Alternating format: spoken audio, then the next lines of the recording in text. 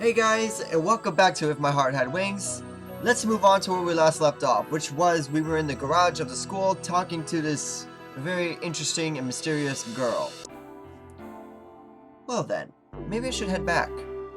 By the time I had finished watching the various clubs, the sky was orange as the sun was setting. Oh, there you are! Huh? Agaha was at the school gates. Agaha looked towards me and points the cell phone she's holding at me. Huh? I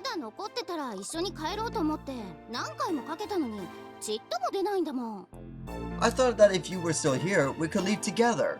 I called you several times, but you didn't answer.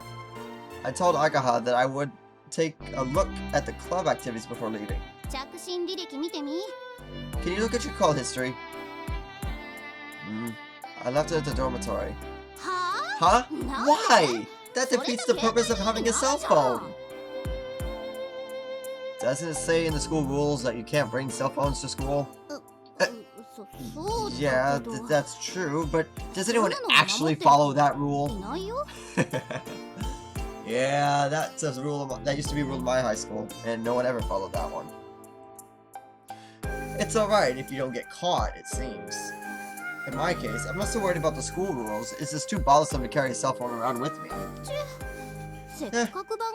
Even though I have your number, it doesn't mean anything. Huh? How do you know my number? 5 years ago when I left Kazagura, I was still just a kid, so I didn't have a cell phone. I got it from Anchan earlier. He gave me your text address too, so I can bombard you with texts. Huh? Oh, that's right, Japanese, they use something similar to email addresses. What? Don't bother, it's too much of a hassle. Writing texts on a cell phone is too fiddly, which is a real pain, so I really don't like it. But it looks like Agaha isn't listening to me and has started walking ahead. Okay, shall we head back? How was your first day at your new school?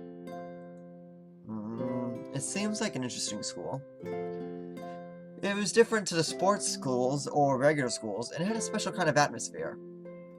Everyone looks like they enjoy it, and it's, how should I say, like they come here to hang out.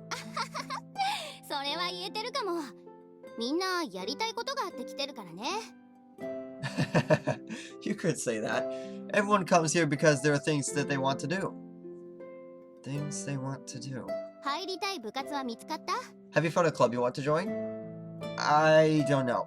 There were a few that seemed interesting though. Here, the sports clubs aren't that great, so you might find them kind of lacking. What do you do? I'm in the robotics club. We make robots and enter contests.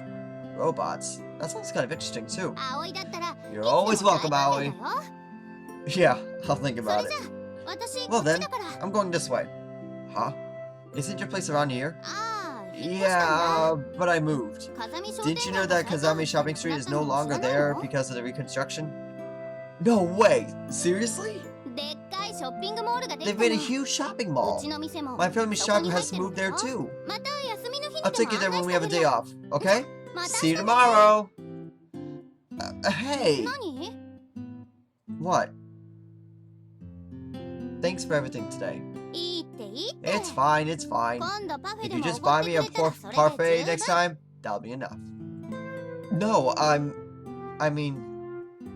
that you were the same way towards me as in the past. Ah. Sure. That was a big help. Me too. Apart from your appearance, you haven't changed a bit. And your appearance isn't that bad either.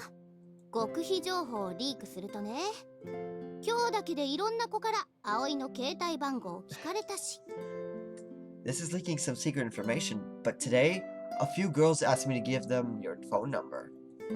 Seriously? Correction. You've got quite an eye for the ladies, haven't you, Aoi? So what? I didn't have that kind of thing at an all-boys school. Well, it proves that you're a normal, healthy boy, and in the time since we last met, you've grown up. Agaha looked happy as he said that. So have you. To be honest, I thought she would have grown up to be more rough and tomboyish. That's right.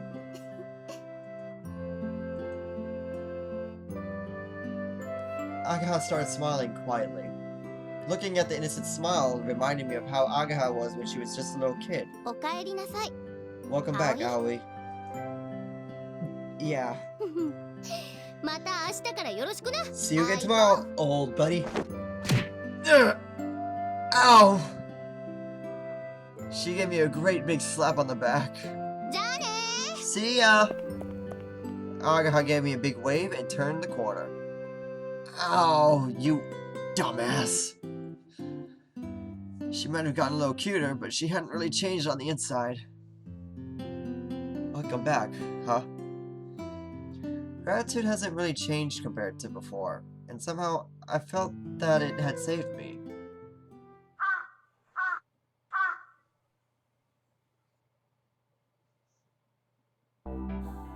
After Agaha and I went our separate ways, I went shopping for dinner on the way back.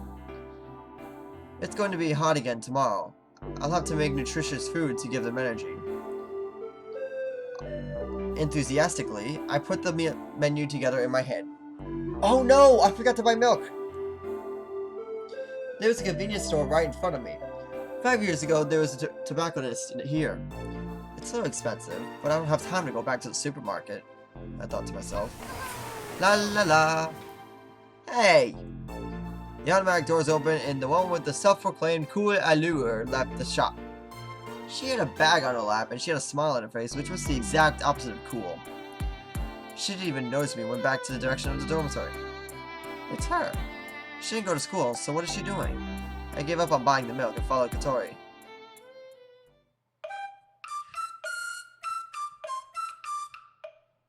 Oh boy.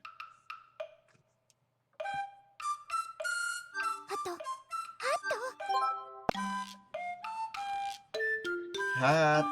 Hat! She got Hat from the other side of the door and spoke to him about something. She was sneaking around and seemed really suspicious. Go and see if he's here or not. You know, that guy. I mean, boy. That means boy. Is she talking about me? This is a girl's dormitory, so I'm the only boy here. I don't remember being mean, though. Oh, that mean boy. Gotcha. I don't know why, but it would appear that she is sneaking around to avoid being found by me. If that's how you feel, I headed for the back door of the dormitory. I'll hide in the kitchen for now. Shh! If this is about me, tell her I'm not here. I thought that he got the message, but wiggled his butt as he left the dining hall and headed for the entrance. While I'm waiting in ambush, I'll put the food in I bought for the fridge. After a little while, looks like he's not here. Alright! When Katori came into the dining hall, she went straight for the cupboard and took out a spoon. Without taking out dishes, she stayed seated in her wheelchair. She put the shopping bag from the convenience store on the table. Inside was Haagen-Dazs. Needless to say, it was a top quality ice cream. Not only that, but it was the family size. It's the big tub that costs 2,500 yen. She opened the lid, and in her right hand, she had the type of spoon that you'd eat things like curry with. Right. I'm finally gonna do it. Katori's spoon was still above the smooth surface of the Haagen-Dazs. Then, she dug a big hole in it. One scoop like that would be about 100 yen, and she stuffed the whole thing in one mouthful.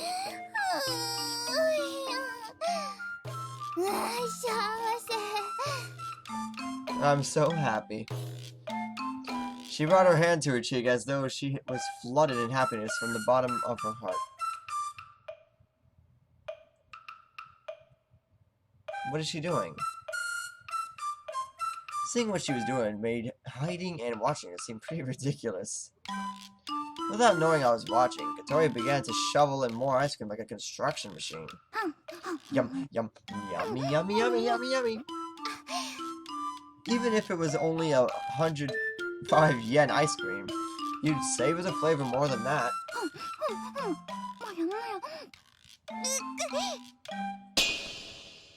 With the next mouthful of ice cream, Katori suddenly lowered her head, holding her temples. I think she got a brain freeze. Hot. I'm okay. Just a little brain freeze. To be able to get brain freeze from eating too much Haagen-Dazs is a very height of luxury. During this little pause, Katori opened up her notebook. There's something written in there. I snuck up a little closer behind her. Shh! Next to the words, eat as much jargon as I want. Katori wrote happily the word done. She said in English, I don't think I need to say that. It seemed to be some sort of list. Things I want to do. That was the title, and there were bullet points below. Stroke the head of the big dog in the neighborhood. It's really scary, but it might be unexpectedly friendly. If possible, I'd like to ride on its back. Fill the bath with water and swim in it like a pool. Pie throwing, and so on. Among those was... Go and see Windmill Hill, with done written next to it. What is this? I don't think she wanted me to see that. Whoa! Katori's scream pierced straight into my right ear and out my left. What are you doing? Why are you here? I was here before you were. But there's no way. Her mouth was open in shock as she looked at Hat. Well, I guess it's no good sending a doc to scout the place out. If he was completely able to grasp what the responsibility was, there's no way he could convey the message. Katori seemed ashamed and looked away. I'm sorry I surprised you. You were sneaking around, so I wondered what you were doing. I didn't mean to spoil her personal enjoyment. You really are mean. Sorry. I went back to the kitchen to get things ready for dinner.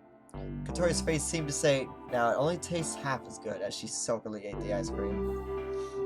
Why are you taking time off school? I caught a cold. She was blatantly lying. Would someone else who has caught a cold be eating ice cream? I'm the dorm mother, you know. I have to make sure the boarding students have the right kind of lifestyle. I don't remember accepting you as a dorm mother. Anyway, isn't it strange for a boy to be a dorm mother? Wait, didn't I say that back in episode 2? She went through the trouble of turning around so that she could point at me.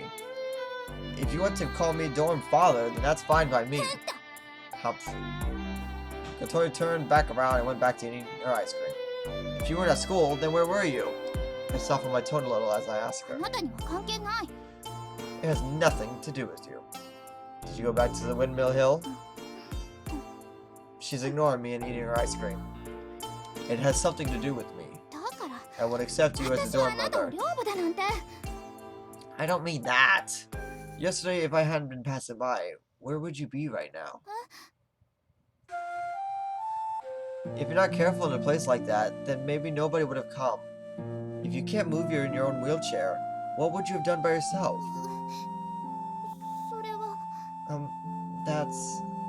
Do you still think it has nothing to do with me? I'm not accusing her of anything. That's why I try to speak as gently as possible, as to not sound too harsh. However, I showed her how serious I was. Look, I said thank you, didn't I? For me to thank anyone is extremely rare, you know. It's true. It's as rare as a giant salamander. You should be the one thanking me. Are you proud of that? If you think that people would be happy because it's so rare, you're severely mistaken. Katori seemed daunted by this sound argument, but put the spoon down and started thinking seriously. But because I'm like this, I can't do anything. Do you want some ice cream? It's really expensive. No, I don't. I sounded a little mean, so Katori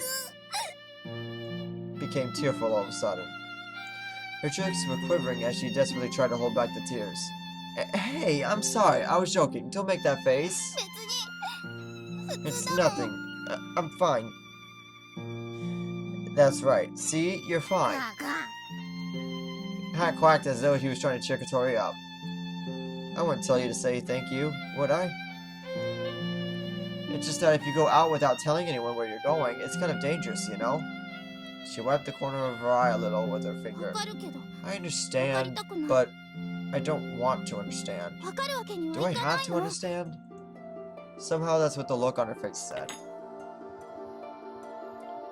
She put the spoon down and went to leave the dining hall. Where are you going? I'm going to wash my face. It's all sticky from my mouth where I've been eating ice cream. She closed the notebook and put it on her lap. Then a piece of paper fell from the notebook. You dropped something. Katori looked as though she hadn't heard and left the dining hall. Hat went after her. As the sound of the wheelchair grew distant, I let out a big sigh. Maybe I said too much. It's just that I really wasn't worried about her. Whoops. Let's fix that.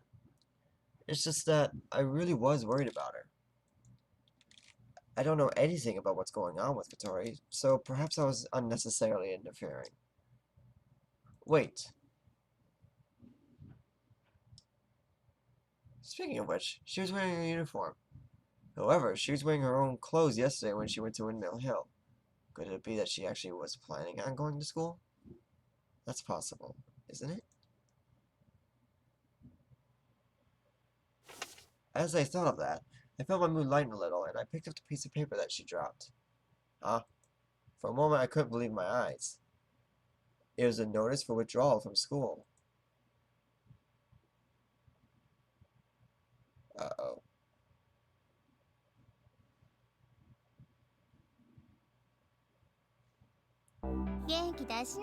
Hey, cheer up, Aoi. I was depressed while I was cleaning up after dinner, and Kaneko came to comfort me. Why? Why did everyone leave so much uneaten? It really was tasty, though. For tonight's dinner, Kaneko was the only one who ate all of her food. Without exception, everyone else left something. Tomorrow, I'll make food that is even tastier. So tasty that no one will leave anything uneaten. I felt renewed determination, and the duck came waddling into the dining hall. Hello, Senior Hat. Senior Hat. Nah, I'm not gonna go that far. I see. You're hungry? Aoi, do you have something for him to eat? There's some vegetables left over. That'll do. Kaneko took the leftover vegetables and fed them to Hat. Is this Deck her pet? Are you allowed to have pets here? No. He's no one's pet. He's been living here since I came here. It's not clear who brought him here or when. That's why I call him Senior Hat. If you want to be technical, it's Hat Senpai. So the owner might have been keeping him. No, that's not it either. She said that Hat just appeared one day. That's why rather than being a pet, he's more like a housemate. Katori also called him a housemate. It's a mystery. Once she had finished feeding Hat, Kaneko got out of her seat. Okay. I think I'll go take a bath. Don't go walking around in your underwear again, okay? Huh? Why not? Come on. It's summer. No. Spoil sport. Kaneko gave me a quick insult as she left the dining hall. Why does everyone have to insult me just before they leave? I felt a little hurt as I cleaned the dishes.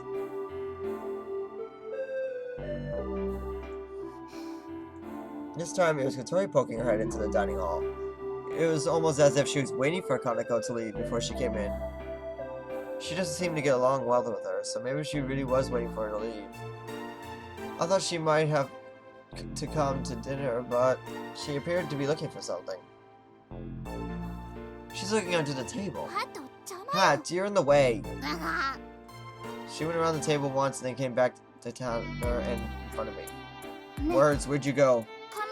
Hey, have you seen a piece of paper? No, I haven't. What kind of paper? Paper is paper. Are you sure you haven't seen it? Positive. Katori groaned while she's staring at my face, seeing if she was trying to see if I was telling her the truth. With a straight face, I wiped the dishes with a towel. With no way to check, she went to look elsewhere. I'll put your dinner in the fridge. Heat it up in the microwave and eat it later, okay? I couldn't help lying to her. The thing that she was looking for was the withdrawal notice that I had picked up. People were worried that if it carries on like this, she'll start coming altogether.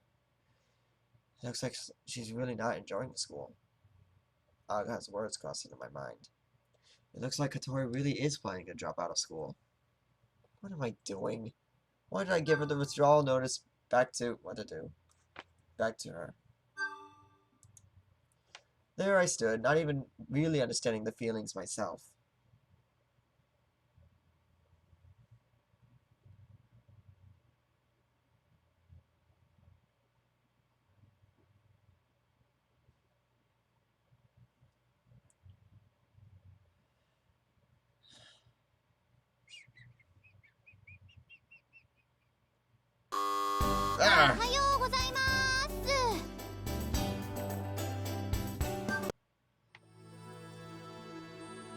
Alright everybody, that'll be about it for If My Heart Had Wings episode 4.